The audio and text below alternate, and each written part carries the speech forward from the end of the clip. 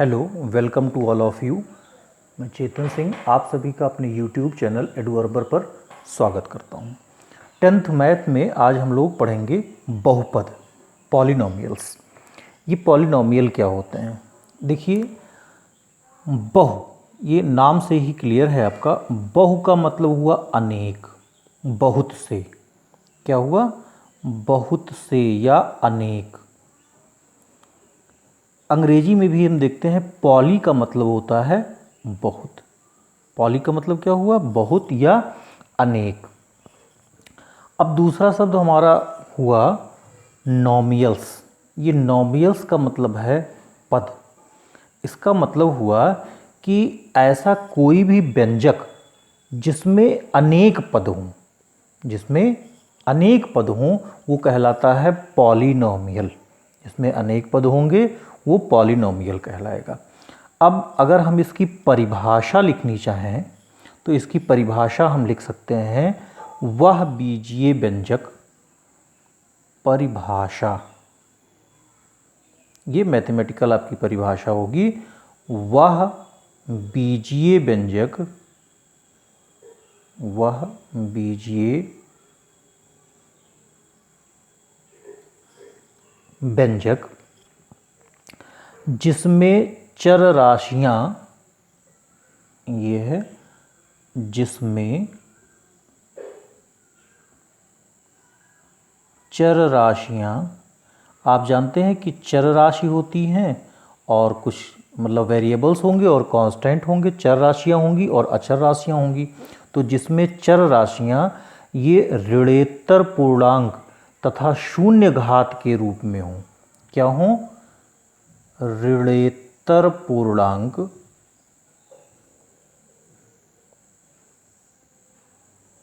तथा शून्य घात के रूप में हों। शून्य घात के रूप में हों, बहुपद कहलाता है। बहुपद कहलाता है। यहाँ एक चीज़ देखना है हमको, बीजीय व्यंजक हो। बीजीय व्यंजक के बारे में पढ़ना है तो जैसे हम मान लीजिए लिख दिए 2x - 3। अब हम इसके एग्जाम्पल आपको दे रहे हैं, इसके उदाहरण हैं बहुपदों के। जैसे 2x - 3, ये एक बीजीय व्यंजक है जिसमें चर राशियाँ, चर राशि आपका x है, वेरिएबल है। चर राशियाँ ये ऋणेतर पूर्णांक तथा शून्य घात के रूप में हों। ये इनका जो घात है, इनके पावर्स जो हैं, ये ऋणेतर पूर्णांक मतलब माइनस पावर में ना हो और शून्य घात के रूप में हो। ये ऐसा हो सकता है कि इनका पावर शून्य हो। अगर पावर शून्य है तो वो कांस्टेंट के रूप में आ जाएगा। तो इसको हम क्या कहते हैं? बहुपद कहते हैं। जैसे आपका 2x - 3, ये एक बहुपद है। ऐसे ही हम कोई दूसरा ले सकते हैं, 3x² - 4x + 4, यह भी एक बहुपद है। ऐसे अन्य हम ले सकते हैं ax² + bx + c, यह एक बहुपद है। अब ये जो बहुपद हैं इनका एक मानक रूप होता है, स्टैंडर्ड फॉर्म होता है। मानक रूप, जो व्यंजक, जितने भी आपको व्यंजक मिलेंगे सब इसी मानक रूप के अनुसार ही बने होते हैं। अब मान लेते हैं कि अगर कोई भी हम फंक्शन f(x) लिखते हैं, ये f(x) = भी हम लिख सकते हैं an(x) to the power n plus an-1 x to the power n-1 plus an-2 x to the power n-2 plus and so on. ऐसे ही अन्य ये मिलते जाएंगे। आप यहाँ देख सकते हैं n के वैल्यू ये एक एक घात के रूप में भी और कांस्टेंट वाले में भी घटते जा रहे हैं। और इस तरह से ये घटते घटते आपको जैसे मान लिया कि a2 मिला तो वो क्या होगा? x² x का पावर 2 प्लस ऐसे ही a तो x का पावर 1, जिसे हम a1x भी लिख सकते हैं। और अगर हम a0 लिख दे रहे हैं तो ये शून्य हो गया, जहाँ x का घात आपका शून्य है, x का पावर यहाँ शून्य हुआ, x का पावर शून्य का मतलब 1 हुआ। तो यहाँ हम देखते हैं, इससे अगर तुलना करते हैं, ये 2x माइनस 3, तो ये 2x माइनस 3 देखिए इस रूप में लिखा हुआ है, 2x माइनस 3। अब देखिए 3x square minus 4x plus 4, इसका मतलब ये इस रूप में लिखा हुआ है। ऐसे ही ax square plus bx plus 4, ये भी इसी रूप में लिखा हुआ है।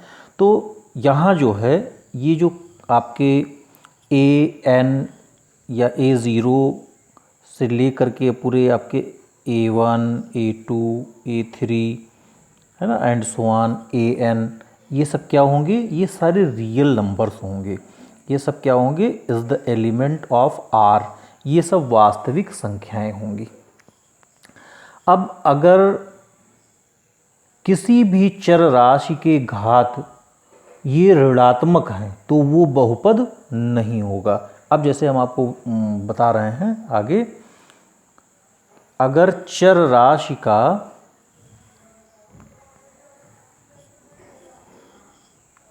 यहाँ एक देखिएगा, सबसे महत्वपूर्ण लाइन हम ये जानते हैं कि बहुपद में चर राशि का घात अगर ऋणात्मक आ गया, तो ऋणात्मक अगर हो गया तो वह बहुपद नहीं होगा। अब जैसे देखिए, अगर 2x to the power minus 2, तो ये बहुपद नहीं है। क्यों? क्योंकि x का पावर माइनस 2 है।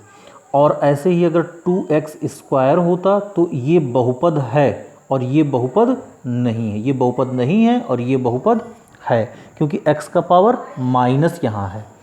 ऐसे ही आप देखिए, अगर हम लिख दें 3/x, मान लो ऐसे कोई लिख दिया 3/x प्लस √5, तो x का पावर यहाँ भी आप देखिए माइनस है, क्योंकि अगर हम इसे लिखना चाहें तो 3x to the power minus 1 होगा और प्लस √5 होगा। ये क्या है, बहुपद ये नहीं है। तो अगर x का पावर माइनस हो गया, x का पावर क्या होना चाहिए, हमेशा धनात्मक होना चाहिए, शून्य हो सकता है, लेकिन x का पावर ऋणात्मक नहीं हो सकता है। अगर ऋणात्मक पावर है तो वो बहुपद नहीं होगा। बहुपद का वर्गीकरण देखते हैं, बहुपदों को हम किस तरह से बांटते हैं। बहुपदों का वर्गीकरण, क्लासिफिकेशन ऑफ पॉलिनोमियल, इसको हम दो तरह से बांट सकते हैं। एक पदों के आधार पर, एक हम पदों के आधार पर, और एक घात के आधार पर। तो सबसे पहले हम देखते हैं पदों के आधार पर। पदों के आधार पर आपका जैसे एक घातीय बहुपद, पदों के आधार पर एक पदी बहुपद, एक पदी बहुपद को हम मोनोमियल कहते हैं, मोनोमियल। मोनोमियल का मतलब हुआ कि जिसमें पद एक ही हो। अगर एक पद वाला जो बहुपद होगा, इसमें पदों की संख्या क्या होगी, एक होगी। जैसे हमने सिर्फ लिख दिया 2x, एक पद है। लिख दिया हमने 5x स्क्वायर, एक पद है। ऐसे मान लो हमने लिख दिया -4x³, ये एक पद है। तो ये सारे क्या होंगे, ये एक पदी होंगे। ऐसे आपके द्विपदी होंगे, द्विपद बहुपद। द्विपद बहुपद को हम बाइनोमियल कहते हैं, बाइनोमियल। इसमें दो पद होने चाहिए, बाई माने दो पद होने चाहिए। तो जिसमें दो पद होंगे ऐसे बहुपद, उनको हम द्विपदी कहते हैं। द्विपदी आपका जैसे 3x माइनस 7, देखिए एक पद आपका 3x हो गया, एक पद आपका -7 हो गया, दो पद हो गए। ऐसे मान लीजिए कि 5x स्क्वायर प्लस 4, ये भी इसमें दो पद हैं, ये द्विपदी हो गया। ऐसे हम लिख सकते हैं x³ प्लस 7x, ये भी आपका द्विपदी हो गया। ऐसे ही हमारा त्रिपदी हो सकता है, त्रिपदी। पद बहुपद। त्रिपद बहुपद क्या होता है? इसको हम ट्रिनोमियल कहते हैं। ट्रिनोमियल, ट्रिनोमियल का मतलब तीन पद इसमें होने चाहिए।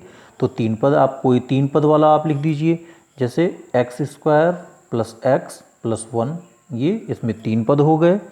ऐसे मान लीजिए हमने लिख दिया 2/3 x square plus 7x plus 1/2, ये क्या हो गया? त्रिपदी हो गया, इसमें तीन पद हैं। ऐसे ही एक चार पद अन्य पद हो सकते हैं, तो हम तीन पद तक यहाँ बता रहे हैं, मुख्य रूप से तीन पद तक लिया जा रहा है। एक को हम कह सकते हैं अचर बहुपद। अचर बहुपद, अचर बहुपद का मतलब हुआ constant polynomial. Constant polynomial, polynomial, constant polynomial का मतलब हुआ कि इसमें वेरिएबल ना हो, चर ना हो। जैसे कोई भी हमने कांस्टेंट लिख दिया, जैसे 20 लिख दिया, -4/7 लिख दिया, 17 लिख दिया, तो इसमें कहीं x नहीं आ रहा है। तो अगर हम इसे बहुपद के रूप में मानेंगे तो ये कांस्टेंट पॉलिनोमियल कहलाता है, अचर बहुपद कहलाता है। और इसी तरह से एक हम लिख सकते हैं शून्य बहुपद। शून्य बहुपद, शून्य बहुपद का मतलब हुआ zero polynomial. Zero polynomial, zero polynomial का मतलब हुआ कि उस बहुपद में शून्य हो, पद क्या हो? वो शून्य हो, पद हो ही ना। तो अगर पद नहीं होगा तो वो बहुपद कैसा होगा? ये बहुत अजीब सा सवाल है। तो जैसे हम लिख सकते हैं कि शून्य x प्लस शून्य, कभी कभार हमको इस तरह के समझने की आवश्यकता पड़ती है। तो देखिए ये बहुपद है, इसमें पद तो दो आपको दिख रहे हैं, लेकिन एक्चुअली इसका मान क्या है? ये शून्य है, इसलिए हम इसको शून्य बहुपद कहते हैं। मतलब उसका मान जो है ये शून्य हो, तो इसको हम शून्य बहुपद कहते हैं। इसी तरह से अगर हम लिखें 0x² प्लस 0x और प्लस 0, तो ये भी क्या होगा? ये शून्य बहुपद होगा। अब जिस तरह से हमने ये पदों के आधार पर देखा था, इसी तरह से हम घातों के आधार पर देख सकते हैं। दूसरा हमारा पॉइंट है घातों के आधार पर।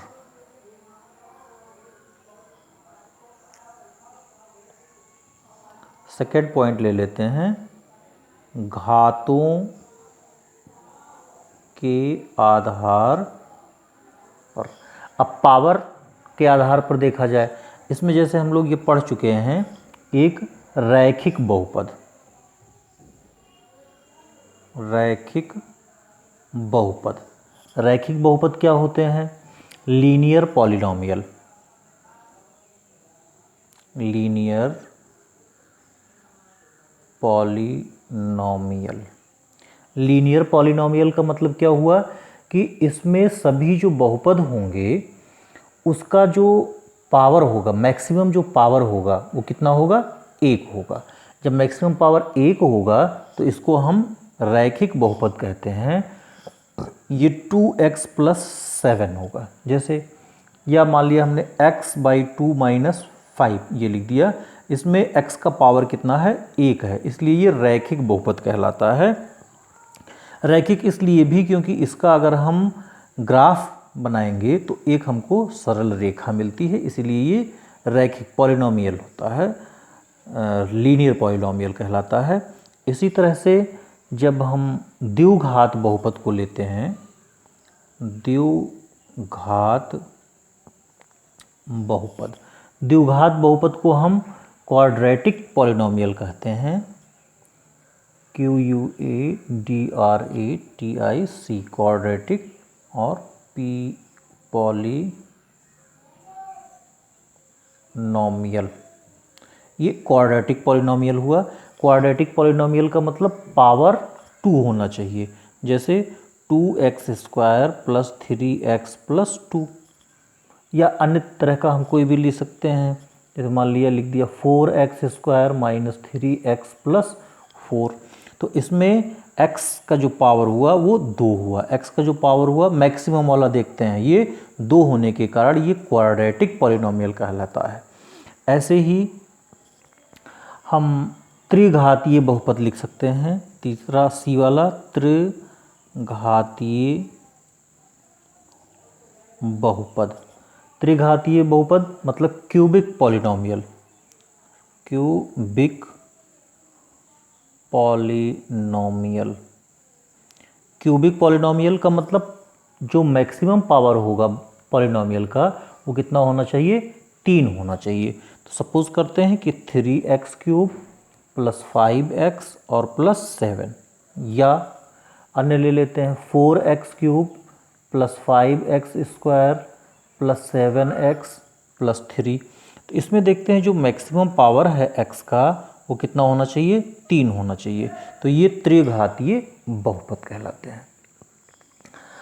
अब हम जानेंगे कि बहुपद का मान क्या होता है, वैल्यू ऑफ पॉलिनोमियल क्या होता है।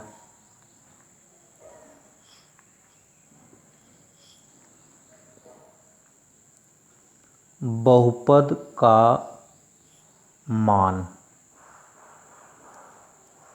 Value of polynomial. बहुपद का मान, वैल्यू ऑफ पॉलिनोमियल क्या होता है? अगर मान लेते हैं कि px ये एक बहुपद है, px एक बहुपद है और a कोई एक वास्तविक संख्या है, a एक वास्तविक संख्या है, रियल नंबर है। यदि हम x बराबर a इसमें रखते हैं तो x बराबर a रखने पर हमको क्या मिलेगा? pa। इसको अगर हम pa से निरूपित करते हैं, x बराबर a रखने पर हमको pa मिलता है, तो इसको हम pa से निरूपित करते हैं और यही जो pa की वैल्यू आएगी ये क्या कहलाता है? बहुपद का मान कहलाता है, वैल्यू ऑफ पॉलिनोमियल कहलाता है। एक छोटे से एग्जांपल से हम इसको देखते हैं वैल्यू ऑफ पॉलिनोमियल को। जैसे मान लीजिए कि एक पॉलिनोमियल ये px = भी लिख दिया गया x² - 2x + 1, x² - 2x + 1। अब इसमें x बराबर 1 रखने पर, x बराबर 1 रखने पर हमको क्या मिलेगा? p1 = भी 1² - 2 × 1 और +1। क्या हो गया? ये वैल्यू हो गई हमारी 1 - 2 और +1, 1 1 2 हो गया, तो 2 - 2 और ये वैल्यू हो गई 0। तो p1 की वैल्यू कितनी हो गई? 0। तो यही जो p1 की वैल्यू आपको 0 मिली, ये क्या कहलाता है? बहुपद का मान, वैल्यू ऑफ पॉलिनोमियल कहलाता है। बहुपद के शून्यांक क्या होते हैं? Zero of polynomial.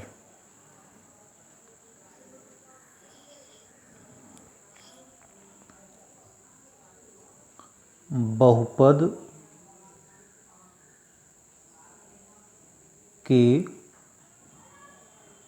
शून्यांक, बहुपद के शून्यांक, ज़ीरोज़ ऑफ ए पॉलिनोमियल।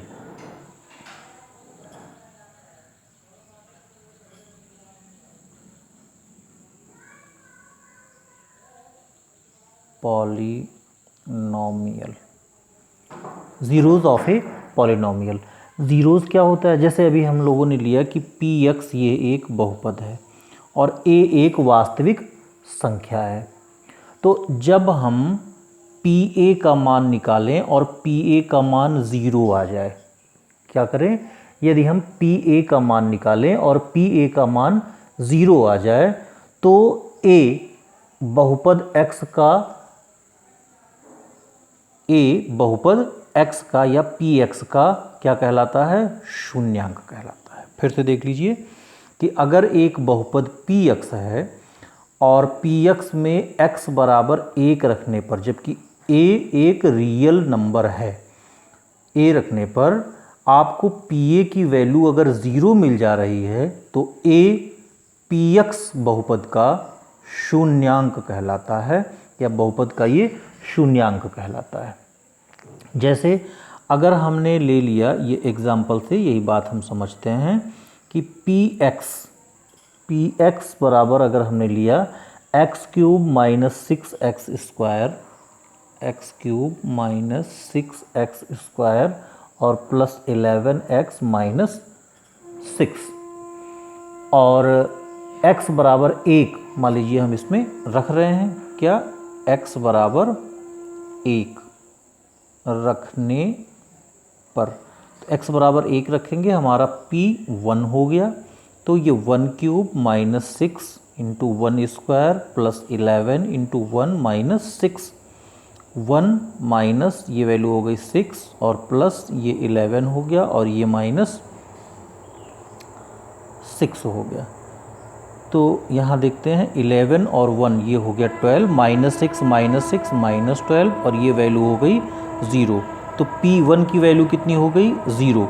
इसका मतलब x इक्वल्स टू बी 1 जो हमने रखा है, यह Px का शून्यांक कहलाता है। शून्यांक है। क्या है? आपका x बराबर 1, ये x बराबर 1, ये Px का क्या कहलाता है? शून्यक कहलाता है। इसको हम शून्यक कह सकते हैं। अब बहुपदों के जो शून्यक होते हैं इनका कोई मतलब होता है। क्या मतलब होता है? बहुपद के जो शून्यक हैं ये यह बताते हैं कि x एक्सिस को जो ग्राफ रिप्रेजेंट हम करते हैं उस x एक्सिस को ये कहाँ इंटरसेक्ट करते हैं, ये कहाँ प्रतिच्छेद करते हैं। अब आइए देखते हैं। जैसे बहुपद की शून्यांक का जो ज्योमेट्रिकल रिप्रेजेंटेशन है उसका क्या मतलब होता है। जैसे मान लीजिए हमने लिखा कि ax plus b equals to b 0। अब ये एक लीनियर इक्वेशन है, इसका मतलब एक सरल रेखा ये बनेगा। अब जैसे इसमें अगर हम x बराबर लिखें तो ये वैल्यू कितनी हो गई? Minus b by a. इसका मतलब x की value minus b by a है। माइनस बी बाई ए पर यह रेखा x अक्ष को प्रतिच्छेद करेगा। इसका मतलब ये हुआ कि अगर हम इसका कोऑर्डिनेट लिखना चाहें तो ये माइनस बी बाई ए और 0 होगा। जैसे मान लीजिए कि हमने लिखा x प्लस 4 ये इक्वल्स टू बी 0, तो x की वैल्यू कितनी हो गई? आपकी माइनस 4 हो गया। इसका मतलब हुआ कि ये x एक्सिस को माइनस 4 पर मिलाएगा। अब आप जान सकते हैं कि अगर हम ग्राफिकल रिप्रेजेंटेशन इसका करें, ये x एक्सिस हो गया आपका, ये y एक्सिस हो गया, तो x बराबर -4, हमेशा x का मान ये -4 रहेगा। ये इस तरह से एक पैरेलल लाइन होगा किसके? y अक्ष के। ये जो रेखा होगा ये क्या रिप्रेजेंट कर रहा है? x प्लस 4 ये इक्वल्स टू बी 0। आगे हम आपको और डिटेल इसको बताएंगे। तो अब आप देखिए ये आपका 0 0 हो गया और यहाँ से आपका 1 2 3 ये 4, तो यहाँ कहाँ कैंसिल ये हो रहा है? ये आपका -4 पे कैंसिल हो रहा है। इंटरसेक्ट कहाँ कर रहा है? -4 पे। -4 0 ये इसका क्या कहलाएगा? -4 0 इसका प्रतिच्छेद बिंदु कहलाएगा। तो 0 ये बताता है कि x अक्ष को वो किस बिंदु पर प्रतिच्छेद करेगा, कहाँ प्रतिच्छेद करेगा? तो -4 पर। ऐसे ही हम अगर द्विघात वाले बहुपद पर विचार करते हैं, देखिए अगर द्विघात वाला बहुपद लेते हैं, जैसे ax square plus bx plus c, ये अगर द्विघात बहुपद है आपका ax square plus bx plus c। अगर पॉलिनोमियल के रूप में हम लिखना चाहें तो हम लिख सकते हैं px equals to b ax square plus bx plus c। तो इसके हम लोग 3 परिस्थितियां प्राप्त कर सकते हैं। देखिए हम रिप्रेजेंट कर रहे हैं ग्राफ के रूप में, ये x एक्सिस, ये y एक्सिस, ये आप जाने रहिए, एक में मैं लिख दे रहा हूँ, बाकी सब आप जान लीजिए। ये x एक्सिस, ये आपका x डैश, ये y एक्सिस, ये आपका y डैश और ये आपका मूल बिंदु मतलब 0 0। अब मान लेते हैं कि अगर ये इस तरह से रिप्रेजेंट हो रहा है, इस तरह से अगर हो रहा है तो आगे हम एक चीज़ पढ़ेंगे, इसमें विविक्तकर। विविक्तकर होता है ये बी स्क्वायर माइनस 4ac, जिसको हम d से डिनोट करते हैं। ये आगे आप क्वाड्रेटिक इक्वेशन में पढ़ेंगे। अगर थोड़ा सा हम यहाँ जानना चाहें तो जान भी सकते हैं। यहाँ आप देखिए x एक्सिस को ये 2 पॉइंट पर काट रहा है, मतलब इसको जब हम सॉल्व करेंगे तो इसके 2 वैल्यू होंगे। वो 2 वैल्यू रखने पर ये वैल्यू आपका 0 प्राप्त होगा। तो ये जो है वो तभी प्राप्त हो सकता है जब बी स्क्वायर माइनस 4ac ये ग्रेटर दैन 0 हो। अगर ग्रेटर दैन 0 हो तब इसको हम मूल कहते हैं, ये वास्तविक प्राप्त होते हैं। और ऐसी स्थिति के लिए a is less than 0, a की वैल्यू लेस दैन 0 और बी स्क्वायर माइनस 4ac ये ग्रेटर दैन 0। अब देखिए अगर इसी ग्राफ को हम इस तरह से रिप्रेजेंट करते हैं तो यहाँ भी ये 2 पॉइंट a और b पर इंटरसेक्ट कर रहा है। जैसे यहाँ ये a और b पर इंटरसेक्ट कर रहा था, तो यहाँ भी ये 2 बिंदु पर इंटरसेक्ट कर रहा है। लेकिन क्या है, यहाँ a की वैल्यू ये ग्रेटर दैन 0 है, लेकिन बी स्क्वायर माइनस 4ac ये ग्रेटर दैन 0 होगा, क्योंकि 2 वास्तविक मूल आपको मिल रहे हैं, जो कि आप ज़ीरो, इसको आप कहते हो शून्य कहते हो। अच्छा, अब ऐसा भी हो सकता है, ये पहला आपका कंडीशन था। दूसरा कंडीशन हम देखते हैं। दूसरा कंडीशन ये कह रहा है कि यदि आपका बी स्क्वायर माइनस 4ac ये इक्वल्स टू बी 0 है, तो इक्वल्स टू बी 0 होने का मतलब सिर्फ एक मूल होगा। एक्चुअली मूल 2 होंगे। आप देखिए जैसे एक्स स्क्वायर है, एक्स स्क्वायर, तो इसके मूल 2 होंगे, लेकिन दोनों मूल क्या होंगे, वो एक ही बिंदु पर होंगे। इस तरह से इसका जो ग्राफ बनेगा वो केवल एक ही जगह पर होगा। ई सिर्फ एक्स एक्सिस को टच करेगा, ये ए बिंदु होगा, इसमें बी बिंदु आपको नहीं मिलेगा। यह किसके लिए है, जब ए इज़ लेस दैन 0 है। ऐसे ही जब ए इज़ ग्रेटर दैन 0 हो जाएगा तो यही ग्राफ ये इस तरह से बन सकता है। ये ए बिंदु पर यहाँ टच करेगा, ये आपका मूल बिंदु होगा। और यहाँ क्या कंडीशन हो गया, ए इज़ ग्रेटर दैन 0 और बी स्क्वायर माइनस 4ac ये इक्वल्स टू बी 0। ऐसे ही हम ये देखते हैं आपका, इससे आप तुलना करिएगा और इसको रहने दे रहे हैं। ये तीसरा पॉइंट देखते हैं। तीसरा बिंदु क्या है, तीसरा बिंदु ये एक्स एक्सिस को टच ही नहीं कर रहा है। एक्स एक्सिस को टच नहीं कर रहा है, इसका मतलब कि आपको ज़ीरोज़ नहीं मिल रहे हैं, ये काल्पनिक मान होंगे। अगर हम लिखें भी तो इसको हम क्या कहेंगे कि ये काल्पनिक मान होंगे। अब जैसे हमने ले लिया ये ऐसे, तो यहाँ क्या हुआ, a की वैल्यू तो लेस देन 0 होगी, a की वैल्यू तो लेस देन 0 होगी, लेकिन एक्स एक्सिस को ये कहीं इंटरसेक्ट नहीं कर रहा है। इसका मतलब ये हुआ कि बी स्क्वायर माइनस 4ac ये लेस देन 0 है। ऐसे कंडीशन के लिए ये लेस देन 0 है, इसका वैल्यू ये कम होगा, ये कभी इंटरसेक्ट ही नहीं करेगा, कभी शून्य हमको प्राप्त नहीं होगा। ऐसे ही अगर हम a की वैल्यू ग्रेटर देन 0 ले लें, लेकिन बी स्क्वायर माइनस 4ac ये लेस देन 0 हो, तो इसी ग्राफ को हम इस तरह से भी दिखा सकते हैं। ये एक्स एक्सिस को इंटरसेक्ट नहीं करेगा, वाई एक्सिस को कर सकता है, लेकिन एक्स एक्सिस को ये इंटरसेक्ट नहीं कर सकता है। आइए इसी पर आधारित कुछ हम आपको प्रश्न बताते हैं और किस तरह से उसके शून्यक हो सकते हैं, इन ग्राफों से हम प्राप्त करते हैं। तो बहुपद के शून्यकों की संख्या का निर्धारण, बहुपद के शून्यकों की संख्या का हम निर्धारण कैसे करते हैं। बहुपद के शून्यकों की संख्या का निर्धारण बहुत ही आसान है।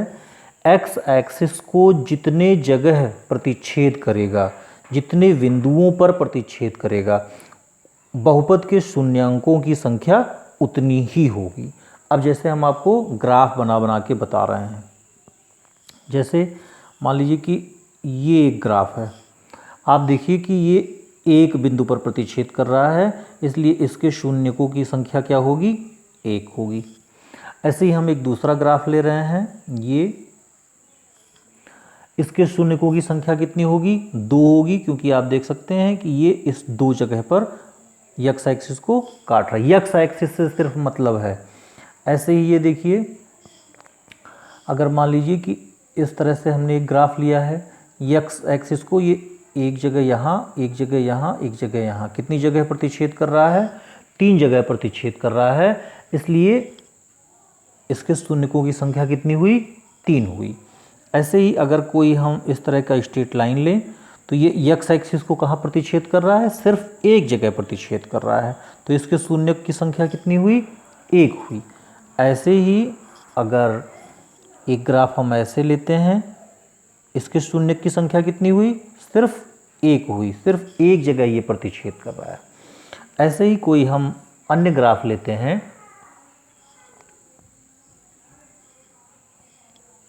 ये इसके शून्यक की संख्या कितनी हुई, आप देखिए 1 2 3 4, ये 4 जगह प्रतिच्छेद कर रहा है, इसलिए इसके शून्यक की संख्या कितनी हुई, 4 हुई। ऐसे ही अगर हम और भी देखना चाहें, जितने भी हम ग्राफ बनाएंगे तो यक्स एक्सिस को वो जितनी जगह प्रतिच्छेद करेगा वही उसके शून्यकों की संख्या होगी।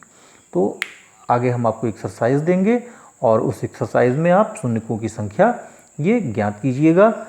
धन्यवाद।